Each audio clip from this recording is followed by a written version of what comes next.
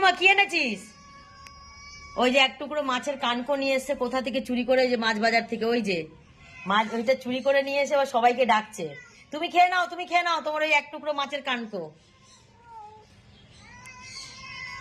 ওই যে এক টুকরো মাছের কানকো নিয়ে এসে রেখে সবাইকে ডাকছে কোথা থেকে, ওই যে এক টুকরো, ওই যে ছোট এক টুকরো।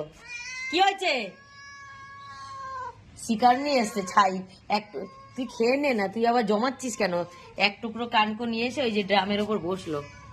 ওই যে কি